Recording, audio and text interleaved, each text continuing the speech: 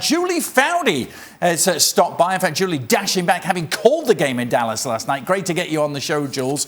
Lots to talk about. First of all, what your reaction to the game and maybe the SheBelieves Cup campaign as a whole? I think the U.S. team's going to be pleased. I mean, this was really the first test for new coach Vlatko Andonovski. And it's always an excellent test because it basically simulates what the Olympics will look like in terms of rhythm, in terms of competitive level. And their first game against England, they looked a class above England. Second game against Spain, although Spain was excellent, they pull out the 3 points with a Julie Ertz game winner. And then probably not their best game against Japan, but again, they're so good on the finishing end. When you saw the Pino goal and you saw the press goal, as you all commented, she's been excellent in Olympic qualifiers and in SheBelieves Cup. So I think they're going to be pleased. I mean, they know they've got a lot to build on, but it's a great stride for them heading into that last, 4-month phase of the Olympic preparation.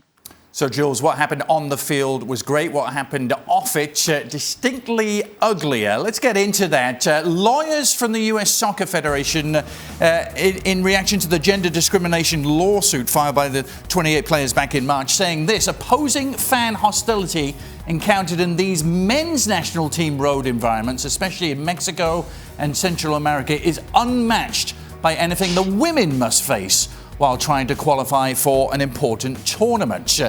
The lawyers went on to say the women claim their ability level is the same as the men by ignoring the materially higher level of speed and strength required to perform the job of a men's national team. These are the US soccer lawyers who, Jules, were basically asked to prove the men's game is different to the women's game, weren't they, in court? What do you make of how they've gone about doing this?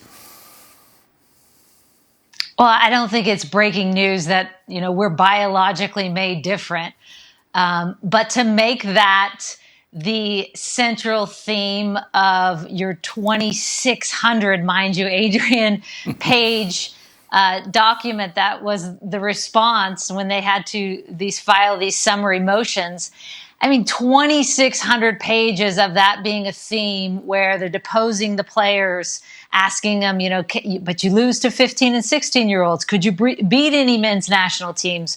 The men's World Cup brings in so much more revenue and attendance. And, when Kelly O'Hara was asked that, she said, well, I think it's also because they've been marketing the men's World Cup for a long time, and they've been investing in that market for a very long time. So it's the absolute wrong approach. And the question I have when I'm reading through all this stuff is there had to have been someone at US Soccer who saw this was the approach their lawyers were taking. And how did that someone, and if that's Carlos Cordero, the president, we've got major issues, right? That he doesn't see a problem in that. Or if it's even Lydia, who's the woman who runs who's their general counsel, she's their in-house general counsel.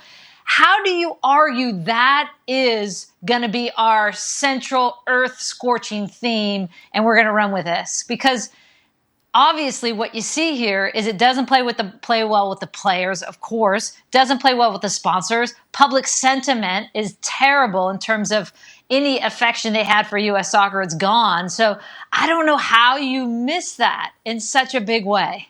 Well, as you say, Julie, the reaction has been furious, hasn't it? And it prompted Carlos Cordero to respond almost immediately, putting out this statement: on behalf of US Soccer, I sincerely apologize for the offense and pain caused by the language in this week's court filing, which did not reflect the values of our federation or our tremendous admiration of our women's national team.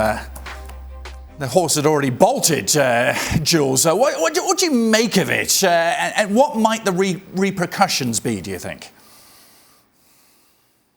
Well, we actually were texted that statement when we were live on television last night. And Sebastian, I had not seen the statement. It came on Sebastian's phone, and we read it towards the almost 90 minutes. It may have even been the 91st minute of the game.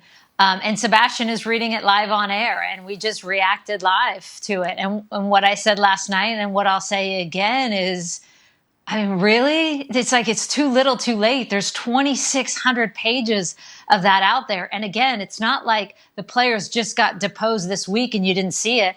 This deposition process and this whole summary process has been a 4-month process. So who in the room was looking at the approach that their lawyers were taking and knowing it's so sensitive? U.S. Soccer so badly wants to sit at the table and settle and not go to trial in May. And so wouldn't you have eyes on that, tracking, saying, where are we with this? What is our argument? How are we handling this? How are we looking coming out of this? And none of that was done at the board level, is my understanding, nor with Carlos Cordero. Jules, just finally, bottom line, there's been a lot of suggestions that perhaps Carlos Cordero should step aside after this huge misstep. Should he stay in this role?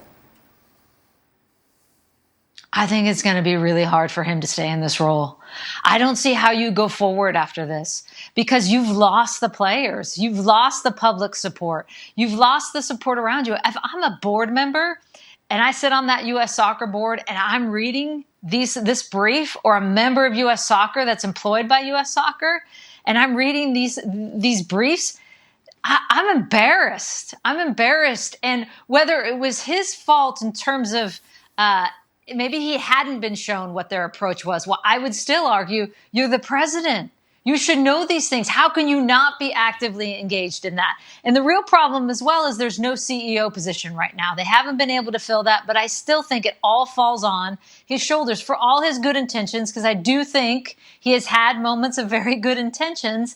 He hasn't been able to be the leader we need to settle all of this. Jules, thanks ever so much for hopping on at short notice. I know you just got back from Frisco. We will continue to monitor this story very closely, of course, in the coming weeks. There won't be too many games to look at from a US soccer perspective. Forthcoming friendlies cancelled on the men's and women's side. For the men, their trips to the Netherlands and Wales are off at the end of March. And for the women, they will not be playing early April against Australia or Brazil.